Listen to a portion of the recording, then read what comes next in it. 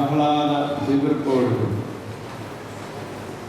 ഒരുപാട് കാശ് ചെലവാക്കി അതിൽ കൂടുതൽ മദ്യമൊഴുക്കി ക്രിസ്മസ് ആഘോഷിച്ചു കഴിഞ്ഞാൽ പിന്നീടത്തെ ആദ്യത്തെ ആഘോഷം വേദനയുടേതാണ് എന്നത് ഒരു പൊരുത്തക്കേടായി നമുക്ക് തോന്നും. ആധുനിക കാലത്ത് ആഘോഷം എന്ന് പറഞ്ഞാൽ അതിനകത്ത് ആത്മീയതയോ ദൈവികതയോ ഒന്നും പ്രതീക്ഷിക്കേണ്ട. എല്ലാ ആഘോഷങ്ങളുടെയും കഥ ഇത് തന്നെയാണ്. ഈ രാജ്യത്ത് മാത്രമല്ല, പടിഞ്ഞാറൻ രാജ്യങ്ങളിൽ പണ്ടേ നഷ്ടപ്പെട്ടതാണ്. അവിടെയും ഉണ്ട് ആഘോഷം. ഏറ്റവും വലിയ ആഘോഷം യൂറോപ്പിലേക്കുള്ള ക്രിസ്മസാണ്. ആ സീസണിൽ, അതൊരു ദിവസമല്ല, ഒരു സീസൺ. ആ സീസണിൽ ആണ് ഏറ്റവും കൂടുതൽ കച്ചവടം നടക്കുന്നത്. കല്ല് കുടിക്കുക എന്നുള്ളതാണ് എന്നുള്ളതാണ് അവിടെ ക്രിസ്മസിന് മാത്രം. ഇവിടെ ഏകദേശം അങ്ങനെയായി വരുന്നത്. നമ്മൾ പരിഷ്കാരികളായി പൗലോസ് അപ്പോസ്തലനെ കടത്തി വെട്ടി അദ്ദേഹം എഴുതി ഉറങ്ങുന്നവർ രാത്രിയിൽ ഉറങ്ങുന്നു. പകലുറങ്ങുന്നതിനെ കുറിച്ച് അദ്ദേഹം പറഞ്ഞു. മദ്യപിക്കുന്നവർ രാത്രിയിൽ മദ്യപിക്കുന്നു. ആ പാവം എന്തോ പറയുന്നു. നേരം വെളുക്കുമ്പോൾ തന്നെ കുടിക്കുന്നവരെ കുറിച്ച് അന്നങ്ങളോട് വിചാരിക്കും. അല്ലെ അദ്ദേഹം എഴുതി. ആഘോഷങ്ങൾക്ക് തികച്ചും സെക്കുലർ വേൾഡ്ലി കുറച്ചുകൂടെ അങ്ങോട്ട് വളർന്ന ഈവ്, ഈ തരത്തിലുള്ള എല്ലാ മാനങ്ങളും കൈവന്നിട്ടുണ്ട്. എന്നാൽ ക്രിസ്തീയമായ നിലയിലും മതപരമായ നിലയിലും ആഘോഷങ്ങൾക്ക് അതത് എവിടെ നടക്കുന്നോ ആ സ്ഥലങ്ങളിലുള്ള സാംസ്കാരിക പശ്ചാത്തലം ഉണ്ടായിരിക്കും എന്നത് തർക്കമില്ലാത്ത കാര്യമാണെങ്കിലും ഈ ആഘോഷങ്ങളുടെ പൊരുൾ എന്താണെന്ന് അറിയുമ്പോൾ നമ്മൾ തരിച്ചിരുന്നു പോകും. ഉദാഹരണമായി ക്രിസ്മസ് കഴിഞ്ഞാൽ, ദൈവമാതാവിൻ്റെ പുകഴ്ചയും കഴിഞ്ഞാൽ പിന്നീട് വരുന്ന ഒന്ന് രണ്ട് വലിയ പെരുന്നാളുകൾ, അതിലൊന്ന് ഇന്നാണ്. ഇനിയും വരുന്നത് ജാനുവരി 8 സ്തേഫാനോസ് അർദായുടെ ഓർമ്മ. അതിനു മുമ്പ് യോഹന്നാൻ സ്നാപകന്റെ ഓർമ്മ, അദ്ദേഹത്തിൻ്റെ ശീലച്ഛേദം. അപ്പോൾ ഈ ആഹ്ലാദം കഴിഞ്ഞാൽ ഉടനെ വരുന്നത് കണ്ണുനീരും വേദനയും കൊലപാതകത്തിൻ്റെയും കഥയാണ്. ഇത് നമുക്ക് അതാ പൊരുത്തക്കാരുണ്ടാക്കുമെന്ന് തോന്നുന്നു. ഞാൻ പറഞ്ഞു, ആദ്യ മനുഷ്യൻ്റെ കഥയിൽ വളരെ സന്തോഷവാനും പ്രകൃതിയോടും ഈശ്വരനോടും ഇണങ്ങി ജീവിക്കുകയും ചെയ്ത മനുഷ്യൻ. അങ്ങനെ ഒരു കാര്യമൊക്കെ നമ്മൾ കഥകളിലൊക്കെ കേട്ടതേ ഉള്ളൂ ഇപ്പോഴും. തന്നെയുമല്ല, പരിസ്ഥിതി എന്നിന്ന് നമ്മൾ പറയുന്നത് നമ്മുടെ ക്ലീമേസ്തിരിക്ക് വളരെ ഇഷ്ടമുള്ള വാക്കാണ് പരിസ്ഥിതി. ഇന്നലെ ഞാൻ അവിടെയാണ് താമസിച്ചത്. അപ്പോൾ ആ തീവേലി ഇരിക്കുന്നിടത്ത് മേശപ്പുറത്തിൽ പുറത്തോ ഇരിക്കുന്നത് ജൈവ കൃഷി. ജൈവ എന്ന് പറയുന്നത് ജീവനുമായിട്ട് ബന്ധപ്പെട്ടതാണ്. ജൈവമല്ലാത്ത കൃഷി പിന്നെ എന്തുമായിരിക്കും? ജീവനില്ലാത്ത കൃഷിയായിരിക്കും. അതിന് സംശയമൊന്നുമില്ല. ആദ്യ മനുഷ്യന് പ്രകൃതിയോട് ഇണങ്ങി എന്ന് പറഞ്ഞാൽ പ്രകൃതിയിലുള്ള എല്ലാ ജീവികളോടും, ജീവജാലങ്ങളോടും, മിണ്ടാപ്രാണികളോടും, മരങ്ങളോടും, ചെടികളോടും എല്ലാം ഇണങ്ങി ജീവിച്ചു എന്ന് തന്നെയാണ്. അതിൻ്റെയൊക്കെ ഭാഷയും അവർക്കറിയാം. ആദ്യ മനുഷ്യൻ്റെ വീഴ്ചയ്ക്ക് മുമ്പ് കിഴക്കൻ സഭാപിതാക്കന്മാർ പറയുന്നത് അവർക്ക് ജന്തുക്കളുടെ ഭാഷ അറിയാനാണ്. ഇന്ന് നമുക്കറിയാമല്ല, മൃഗങ്ങളുടെ ഒരു ഭാഷ നമ്മൾ പറയുന്നു. എന്നാൽ അതിനെ പർവീസായിലെ ഭാഷ എന്ന് വ്യവഹരിക്കപ്പെടുന്ന പാരഡൈസിക്കൽ ലാംഗ്വേജ് എന്ന് പറയും. ആദാം ഓരോ ജീവിയെ വിളിച്ച് പേരിടുന്നതാണ് അതിൻ്റെ ഉദാഹരണമായിട്ട് പറയുന്നത്. വിളിച്ചാൽ വരും. നമ്മൾ ജന്തുക്കളെ ഇങ്ങോട്ട് വിളിച്ചാൽ അവരങ്ങോട്ട് പോകും. കാരണം നമ്മളെ പേടിയാണ് കളി. ഉരകങ്ങൾക്ക് പോലും പാമ്പുകൾക്ക് പോലും മനുഷ്യനെ ഭയമില്ലാത്ത കാലമുണ്ടായി. ഇപ്പോൾ ഈ തിരിഞ്ഞാക്രമിക്കുന്നത് അധികവും ഭയന്നിരുന്നു, പേടിച്ചു. മനുഷ്യനെ ഒരു പേടിക്കേണ്ട ഒരു ജീവിയില്ല. മനുഷ്യനെ കൊല്ലും, തിന്നും, ഇല്ലാതാക്കുകളിൽ ഏറ്റവും കൂടുതൽ ഭയപ്പെടേണ്ട ജീവി ഏതാണെന്ന് ചോദിച്ചാൽ മനുഷ്യനാണ് പറയുന്നത്. എന്നാൽ ആദ്യം അങ്ങനെ ആയിരുന്നില്ല. അതുകൊണ്ട് ഇവർ തമ്മിൽ, മനുഷ്യരും ജീവികളും തമ്മിൽ നല്ല സൗഹാർദ്ദമായി. ഈ സൗഹാർദ്ദമെല്ലാം പോയി മനുഷ്യൻ്റെ വീഴ്ചയ്ക്ക് ശേഷം മനുഷ്യന് മാത്രമല്ല വീണത്, പ്രകൃതി മുഴുവൻ വീഴുമെന്നാണ് വിശ്വാസം. മനുഷ്യനോടുകൂടെ ഈ പ്രകൃതി മുഴുവൻ വീണുപോയി എന്ന് പറഞ്ഞാൽ തെറ്റിപ്പോയി ഇല്ലായ്മയിലേക്ക് പോയിക്കൊണ്ടിരിക്കുന്നു. ഇതിൽ നിന്ന് ഉള്ള സ്വാതന്ത്ര്യം കൊടുക്കുന്നത് ദൈവപുത്രൻ വന്നതിൻ്റെ ഓർമ്മയാണ് ക്രിസ്മസ് നമ്മൾ നടത്തുന്നത്. അവിടെ മനുഷ്യൻ മാത്രമല്ല സന്തോഷിക്കുന്നത്, മനുഷ്യനും പ്രകൃതിയും കൂടെ വളരെ പ്രതീക്ഷയോടെ കാത്തിരുന്ന ഒരു സംഭവമാണ് ഇത്. ദൈവം മനുഷ്യനായില്ല. ഇത് ഞാൻ കഥയായിട്ട് പറയുന്നതല്ല. പുരാതന കാലത്തെ വളരെ സ്ഥിര പ്രതിഷ്ഠ നേടിയിരുന്ന ഒരു വിശ്വാസമായിരുന്നു ഒരാൾ വരും. അത് ഇന്ത്യയിലും ഉണ്ടായിരുന്ന പ്രജാപതി എന്നൊക്കെ പറയുന്നത് ഇന്ത്യയിൽ ആ വിശ്വാസം ഉണ്ടായിരുന്നു. ഒരു രക്ഷകൻ വരും, എല്ലാ പ്രയാസങ്ങളിൽ നിന്ന് വിടുവിക്കുന്ന ഒരാളുകൾ. യഹൂദന്മാർക്കും ഉണ്ട് വിശ്വാസം, ഉണ്ടായിരുന്നു, ഇപ്പോഴും. അവരുടെ വിശ്വാസത്തിൻ്റെ കാതൽ അവർ വളരെ മനസ്സിൽ വെച്ച് പൂജിക്കുന്നയാളാണ് മോശ. മോശയോട് ദൈവം പറഞ്ഞു, മോശയുടെ ശുശ്രൂഷ ഏകദേശം തീരാറായപ്പോൾ പറഞ്ഞു, നിന്നെ പോലെ ഒരു പ്രവാചകനെ ജനങ്ങളുടെ ഇടയിൽ ഞാൻ എഴുന്നേൽപ്പിക്കും. അവൻ്റെ വാക്കെല്ലാം കേൾക്കണം, കേൾക്കാത്തവനെ ഛേദിച്ചു കളയണം എന്നാണ് അതികഠിനമായിട്ടുള്ളത്. അപ്പോൾ ഏതാണ്ട് പ്രധാനപ്പെട്ട ആളിനെ കുറിച്ച് ഞാൻ പറയുന്നത്. അന്ന് മുതൽ യഹൂദന്മാർ ചിന്തിക്കുകയാണ്, ആരടാ ഈ ആ പ്രവാചകൻ? നിങ്ങളുടെ ഇടയിൽ നിന്ന് നിന്നെ പോലെ ഒരു പ്രവാചകനെ. അതുകൊണ്ട് എന്തെങ്കിലും അസാധാരണത്തുള്ള ആരെയും ഉണ്ടാകാൻ അന്വേഷിക്കും, ഇയാളാണോ പണ്ട് കഴിഞ്ഞ ആ പ്രവാചകൻ? യോഹന്നാൻ സ്നാപകൻ ചോദിച്ചു, നീയാണോ ആ പ്രവാചകൻ? പലരും ഞാനല്ലേ എന്ന് യോഹന്നാൻ സ്നാപകൻ പറയും. അദ്ദേഹം പറഞ്ഞത് സത്യമാണ്. അപ്പോൾ മാത്യൂസ് ദ്വിതീയൻ ഭാഗം ഓരോവിൽ പറഞ്ഞിരിക്കുന്നു. ഉപവാനി ഉപകാരമായിട്ട് നമ്മുടെ പിള്ളേർ അവർ ബുദ്ധിയുള്ളവരാണ്. ഇപ്പോൾ വായിച്ചു വന്നതിനെ കൂറിലോസും എന്ന് വായിച്ചു 5-ാം വരെ. അപ്പോൾ പിള്ളേർ നോക്കിയിട്ട് കൂറിലോസ് തന്നെയില്ല അവിടെ നിൽക്കുന്നു കുർബാനയ്ക്ക്. അപ്പോൾ വിചാരിച്ചു ഇനിയിപ്പോൾ ഇതൊക്കെ മാറ്റി പതിവുള്ളവർ ഞങ്ങളുടെ പിതാവെന്നൊക്കെ പറയാമെന്ന് വെച്ചു. പൂതന്മാർ വായിച്ചു. കൂറിലോസ് നോക്കുമ്പോൾ ഈ പിതാവ് അദ്ദേഹം അവിടെ നിന്ന് അയ്യോ ഞാനല്ല പറഞ്ഞു, അയ്യോ ഞാനല്ല. അപ്പൊ യഹൂദന്മാർ തെരഞ്ഞുകൊണ്ടിരുന്ന ആരടാ ആ പ്രവാചകൻ? യേശു ജനിച്ചതിന് ശേഷം അദ്ദേഹത്തിൻ്റെ ശുശ്രൂഷ പുരോഗമിക്കുന്ന കാലത്ത് യോഹന്നാൻ സ്നാപകൻ ഇതാണ് ആ പ്രവാചകൻ. അതിൻ്റെ വിശദീകരണം അദ്ദേഹം പറഞ്ഞത് ലോകത്തിൻ്റെ പാപം ചുമക്കുന്ന ദൈവകുഞ്ഞാണ്. ഇതാണ് നിർവചനം. ഇത് കേട്ട ജനങ്ങൾ പാവപ്പെട്ടവരായും കേട്ടു, അവർക്കെന്തോ മനസ്സിലായെന്ന് അറിയാൻ പറ്റും. എങ്കിലും ഇത് മുമ്പോട്ട് പോകുമ്പോൾ ഒരു കൂട്ടം ആളുകൾക്ക് ബോധ്യം വന്നു, ഇദ്ദേഹം അസാധാരണനായ ഒരാളാണ്. വലിയ വീര്യപ്രവർത്തികൾ എന്ന് പറഞ്ഞാൽ മിറക്കിൾസ് ഒക്കെ ചെയ്യുന്നയാളാണ്, അതിശയപ്രവർത്തി.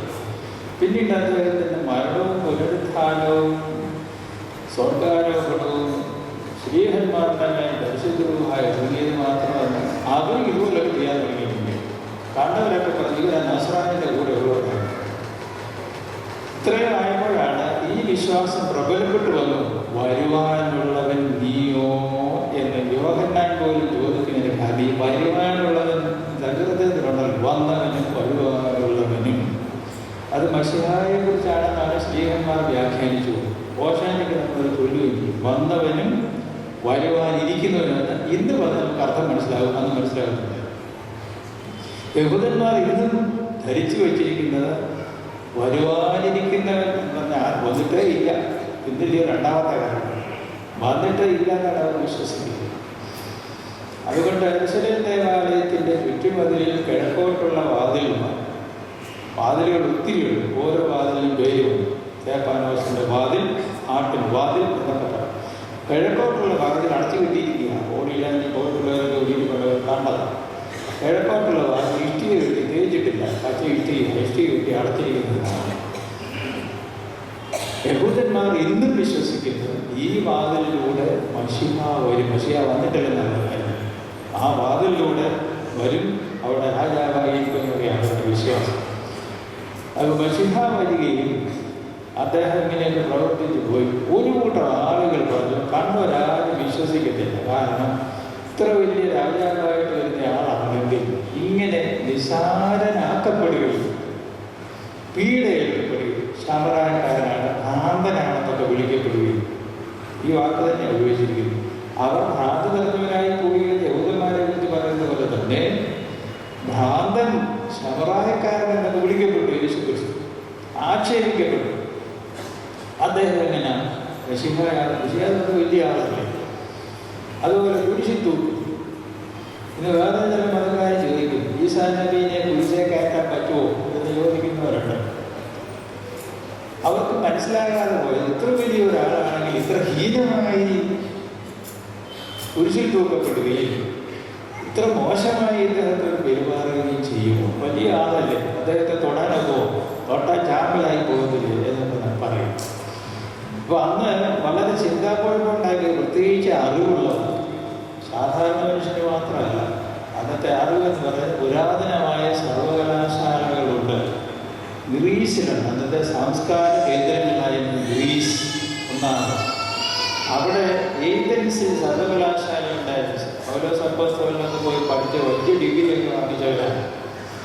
അവരാണ് ചോദിക്കുന്നത് ഇങ്ങനെ സംഭവം, ഇതെങ്ങനെ രണ്ടും കൂടെ കൂട്ടുമുട്ടുന്നില്ലല്ലോ. ശ്രീബുദ്ധൻ അദ്ദേഹം രാജകുമാരനാണ്, അടുത്ത രാജാവാറിൻ്റെ ആളാണ്.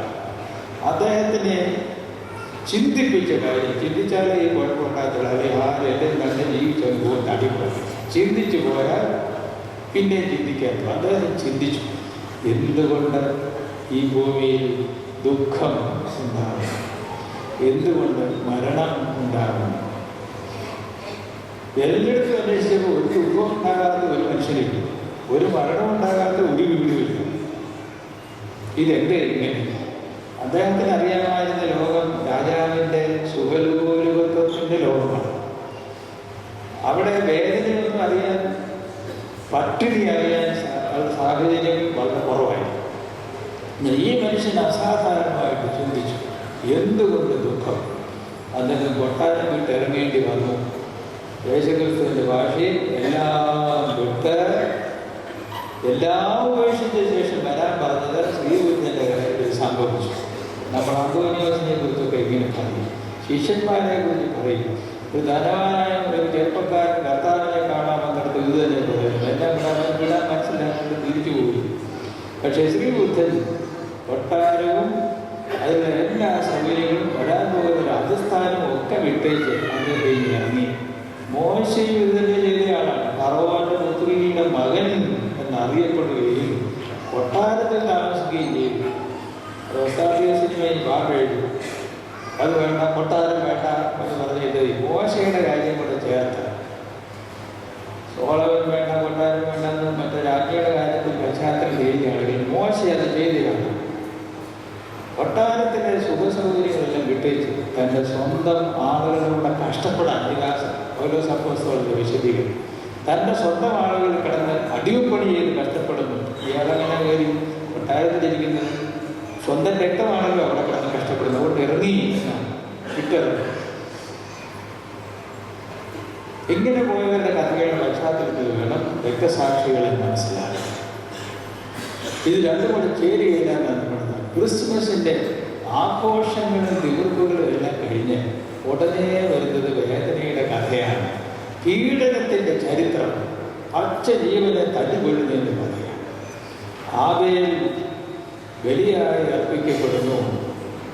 സൃഷ്ടി കഴിഞ്ഞ് പിന്നെ പ്രധാന സംഭവം മനുഷ്യൻ്റെ വീഴ്ച കഴിഞ്ഞാൽ, സൃഷ്ടി മനുഷ്യൻ്റെ വീഴ്ച, പിന്നത്തെ സംഭവം കൊലപാതകം. ഇത് തമ്മിലെങ്ങനെ ചേരുന്നത്? അവിടെ മുതൽ ഇങ്ങോട്ട് തുടങ്ങുകയാണ് പീഡനത്തിൻ്റെ കഥ. പീഡനം ഡൽഹിയിൽ മാത്രം തുടങ്ങിയതല്ല, ഇത് അനാദികാലം മുതലേ ഉള്ളതാണ് ഈ പീഡനത്തിൻ്റെ കഥകൾ. മനുഷ്യൻ എന്ന് മനുഷ്യത്വം വീണ്ടെടുക്കപ്പെടുമോ അതുവരെ ഇത് തുടരും. മനുഷ്യത്വം മരിക്കുന്ന സ്നേഹമില്ലാത്തടത്ത് പിന്നെ ഉള്ളത് കൊലപാതകം മാത്രമേ. സ്നേഹം മരിക്കുന്നിടത്ത് വിദ്വേഷം ജനിക്കുന്നു. വിദ്വേഷം വളർന്നാൽ അത് കൊലയായിത്തീരും. കായീൻ ഹാബീലിനെ വിളിച്ച് നമുക്ക് കൃഷിത്തോട്ടത്തിലേക്ക് വയലിലേക്ക് പോകാമെന്ന് പറഞ്ഞതൊക്കെ വായിച്ചിട്ടില്ല. ഒരുപാട് വിശദീകരണം അവിടെ കൊടുത്തിട്ടില്ല. വയലിലേക്ക് പോകാൻ പറഞ്ഞ് ചേട്ടൻ വിളിച്ചപ്പോൾ അനിയൻ പോയി അവിടെ നിന്ന് പോകുന്നു. ഇതിന് സമാനമായ എത്രയോ സംഭവങ്ങൾ അതിനുശേഷം ചരിത്രത്തിൽ അരങ്ങേറിക്കൊണ്ടിരിക്കും. അദ്ദേഹമാണ് ഒന്നാമത്തെ രക്തസാക്ഷി ഹാബീൽ. പക്ഷേ എബ്രായ ലേഖനത്തിൽ ചെയ്യുമ്പോൾ എഴുതിയിരിക്കുന്നു, ഹാബീൽ ഇന്നും വിശ്വാസത്താൽ സംസാരിച്ചുകൊണ്ടിരിക്കുന്നു. അപ്പോൾ രക്തസാക്ഷികൾ പ്രഭാഷകരാണ്. അവർ വരും തലമുറകളോട് സംസാരിച്ചുകൊണ്ടിരിക്കുന്നു. ഇതിനെക്കുറിച്ചാണ് നമ്മൾ ചിന്തിച്ചു പോകുന്നത്. ജീവിതത്തെക്കുറിച്ച്, വേദനയെക്കുറിച്ച്, പീഡയെക്കുറിച്ച്, സത്യത്തെക്കുറിച്ച്, വിശ്വാസത്തെക്കുറിച്ച്, സത്യനിഷ്ഠയെക്കുറിച്ച്, വിശുദ്ധിയെക്കുറിച്ച് രക്തസാക്ഷികൾ തുടരെ പ്രഭാഷണം ചെയ്തുകൊണ്ടിരിക്കും. ഇന്ന് ക്രിസ്മസ് കഴിഞ്ഞ് 2 ദിവസം കഴിഞ്ഞാൽ ഈ ശിശു സഹോദരന്മാരെ ഇത്രയധികം വേദനാജന്യമായ സംഭവം അധികം കാണുകയാണ് വേദോസത്തിൽ പറഞ്ഞിരിക്കുന്നത്. ഒരു കുടുംബത്തിലല്ല, അനേകം കുടുംബങ്ങളിൽ. മിസ്രൈമിൽ കടുങ്ങൂൽ സംഹാരം ഉണ്ടായപ്പോൾ ഏകദേശം ഇതുപോലൊക്കെ ആയിരുന്നു. ആരും മരിക്കാത്ത, കൊല്ലപ്പെടാത്ത വീടില്ല. വലിയ നിലവിളിയായി മിസ്രൈമിൽ. അത് ദൈവത്തിൻ്റെ ശിക്ഷയാണ്. ഇവിടെ അവിടെ നിഷ്കളങ്കരായ കുഞ്ഞുങ്ങളായിരിക്കാം, ഇവിടെ നിഷ്കളങ്കരായ കുഞ്ഞുങ്ങൾ തന്നെ. ആ കുഞ്ഞുങ്ങൾ കൊല്ലപ്പെട്ടതിൻ്റെ കാരണം അവരുടെ മാതാപിതാക്കളല്ല. മറ്റേടത്ത് കുഞ്ഞുങ്ങൾ കൊല്ലപ്പെട്ടതിൻ്റെ കാരണക്കാർ ഫറവോനും ഫറവോൻ്റെ കൂടെയുള്ളവരും ആ രാജ്യവുമാണ്. ഇവിടെ ഈ കുടുംബങ്ങളല്ല ഉത്തരവാദി. അവരെ ദുഷ്കരണം വധിച്ചു. ഇതിന് ഈ ശിശുവധ പെരുന്നാളിൻ്റെ പ്രാർത്ഥനകൾ കാണാം. രംഗം ഇങ്ങനെ വർണ്ണിച്ചിട്ടുണ്ട്. കാവ്യഭംഗിയോടുകൂടി അമ്മയുടെ മടിത്തട്ടിലിരുന്ന് പാല് കുടിച്ചുകൊണ്ടിരുന്ന കുഞ്ഞിനെ ഒറ്റ വേട്ടൻ. അപ്പോൾ മുലപ്പാലും കുഞ്ഞിൻ്റെ രക്തവും കൂടെ കലർന്ന് അമ്മയുടെ മടിയിൽ കൂടെ ഒഴുകി. ഭയാനകമാണ്. നമ്മുടെ ഗുരുവിൽ എഴുതി വെച്ചിരിക്കുന്നത് മുലപ്പാലും കുഞ്ഞിൻ്റെ രക്തവും കൂടെ ചേർന്ന് ഒഴുകി എന്ന് എഴുതി വെച്ചു. ഇങ്ങനെ ഒരുപാട് പേര് 2 വയസ്സിൽ താഴെയുള്ള എല്ലാ ആൺകുഞ്ഞുങ്ങളും വരെ 1, 2 ആയിരിക്കത്തില്ലേ ബുദ്ധിയായിട്ടുള്ളത്. ഈ കുഞ്ഞുങ്ങൾ അവരാണ് ക്രൈസ്തവ സഭയിൽ അറിയപ്പെടുന്ന ആദ്യത്തെ രക്തസാക്ഷി. ഇപ്പോൾ ക്രിസ്തുമസിന് സർവ്വജനത്തിനും ഉണ്ടാകാനുള്ളൊരു സന്തോഷം എന്നൊക്കെ പറഞ്ഞെങ്കിൽ സർവ്വജനത്തിനും ഉണ്ടാകുന്ന ഒരു ദുഃഖത്തെക്കുറിച്ചാണ് ഈ പറയുന്ന 2 ദിവസത്തെ. ഒരു ജനതയ്ക്ക് മുഴുവനുണ്ടായ ദുഃഖത്തെയും നിരാശാബോധത്തെയും എന്ത് ചെയ്യണമെന്ന് അറിയില്ല. അമ്മമാരെല്ലാം നിലവിളിക്കുക. ഉടനെ പിന്നെ ഇറങ്ങിയ പ്രവചനമൊക്കെ എടുത്ത് വിശേഷം വ്യാഖ്യാനം ചെയ്തിട്ടുണ്ട്. ആകെയും മക്കളെ ചൊല്ലി കരയുന്നതൊക്കെ പറഞ്ഞു. അതോടൊപ്പം ഇന്ന് ബഹനാസഹതായും അദ്ദേഹത്തിന് ഓർമ്മ സംസാരിക്കുന്നത് തന്നെയാണെന്ന് എനിക്കറിയാം. എങ്കിൽ ഇവിടെ ബഹനാസഹതായുടെ ഓർമ്മ നാൾ കൂടി ചേർന്നാണ് ആഘോഷിക്കപ്പെടുന്നത്. അദ്ദേഹവും രക്തസാക്ഷി. ഗീർഗീസഹതായെ പോലെ ഒരു പരിവർത്തനത്തിന് വിധേയനായ ആളായിരുന്നു മഹാനാണ്. ഗീർഗീസഹത പട്ടാളക്കാരെന്ന് പറയുന്ന കാലത്തും അദ്ദേഹം ചെറുപ്പത്തിൽ ക്രിസ്ത്യാനിയായിട്ട് ജനിച്ച ആളല്ല. പിന്നെ ക്രിസ്ത്യാനിയാകുകയും വീട്ടുകാരെ കൂടെ ക്രിസ്ത്യാനികളാക്കുകയും ചെയ്തെന്നൊക്കെ ചരിത്രം പറയുന്നു. മാർബഹനാവിൽ അദ്ദേഹത്തിന് ഒരു തിരിവ് ഉണ്ടാകാൻ കാരണം ഒരു പടം വെച്ചിട്ട് നോക്കിയാൽ കാണാം. ഈ മാർഗമൊക്കെ പിടിച്ചുകൊണ്ട് പോകുന്ന പടം. അദ്ദേഹം പോയി വളരെ വിശുദ്ധനായ സന്യാസിയെ കണ്ടെന്ന്. ഒരു നല്ല മനുഷ്യനെ കണ്ടുമുട്ടിയാൽ എന്ത് സംഭവിക്കും? വാളുകൊണ്ട് അയാൾ കൊല്ലുമോ? ഒരു നല്ല മനുഷ്യനെ കണ്ടുമുട്ടി പരിത്യാഗിയായ ഒരു സാധു എന്ന് പറയുന്ന ധർമ്മിഷ്ഠനായ ഒരു മഹർഷിയെ കണ്ടു. ആ മഹർഷിയുമായി സംസാരിച്ച് കഴിയുമ്പോൾ ഈ മനുഷ്യന് മാറ്റപ്പെടും.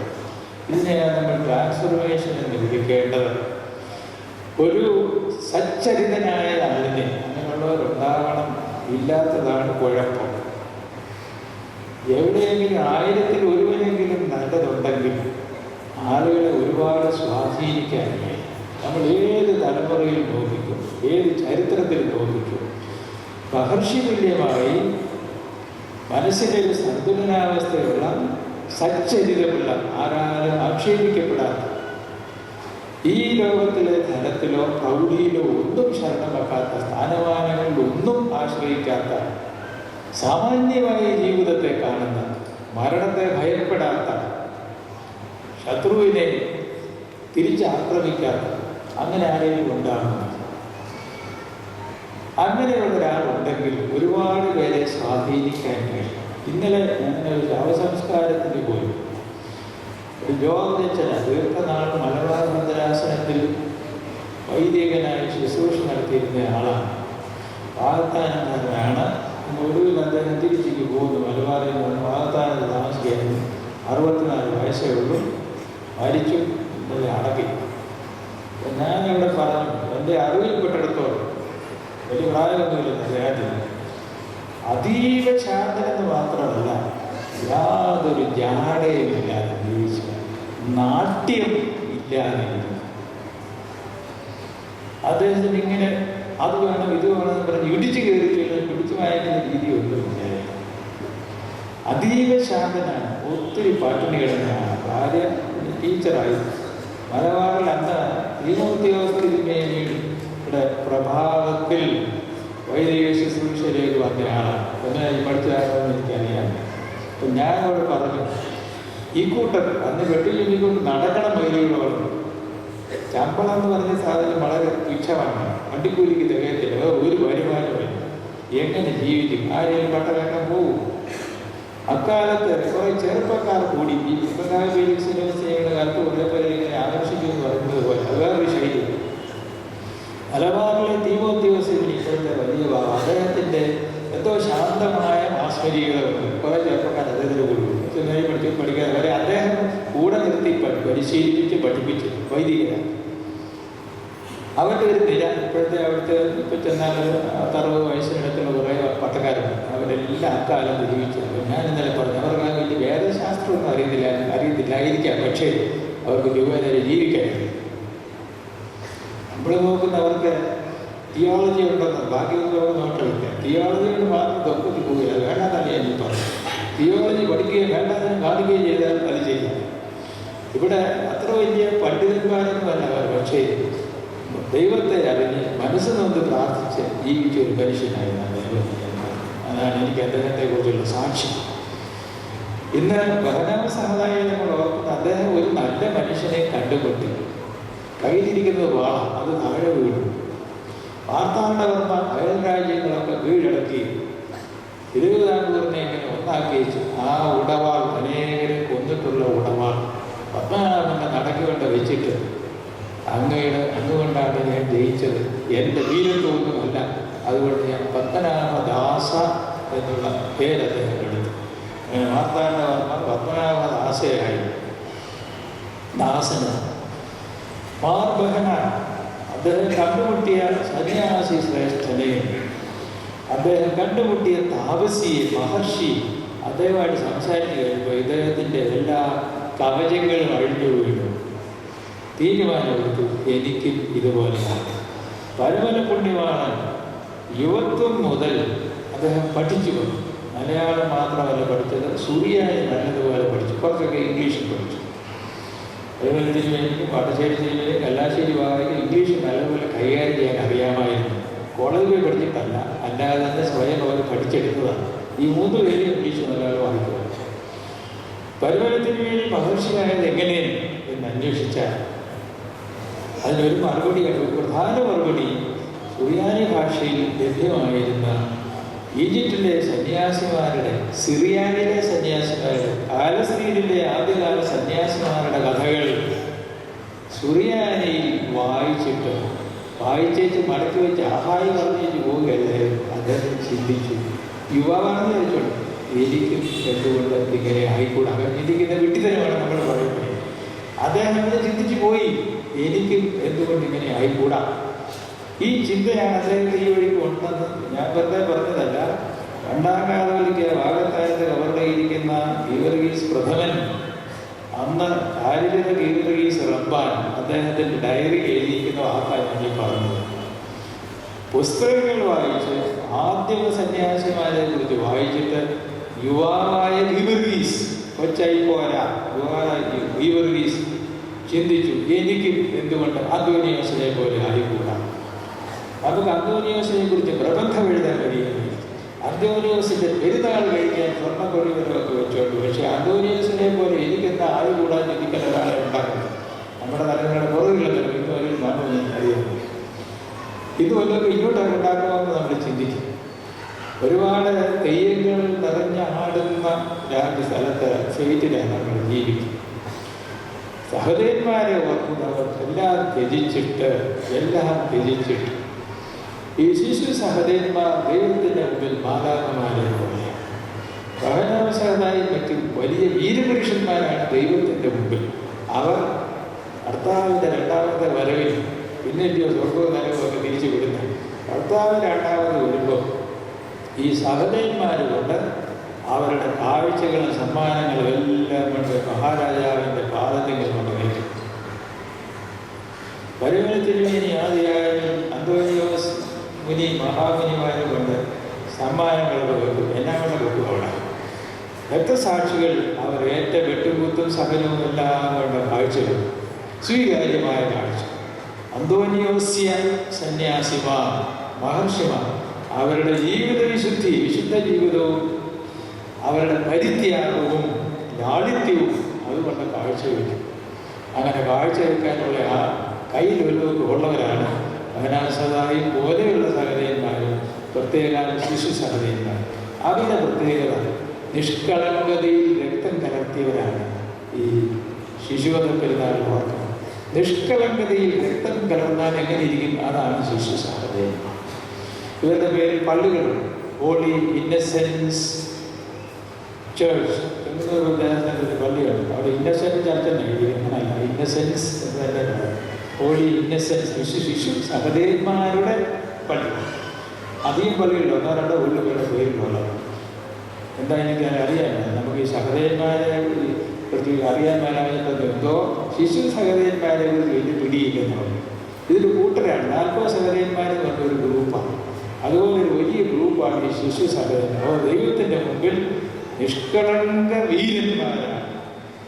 അങ്ങനെ രക്തസാക്ഷികളെ വർണ്ണിക്കാൻ നിഷ്കളങ്ക വീരത്വം എന്നത് ഈ രക്തസാക്ഷികളിൽ മാത്രം കാരണമാണ്.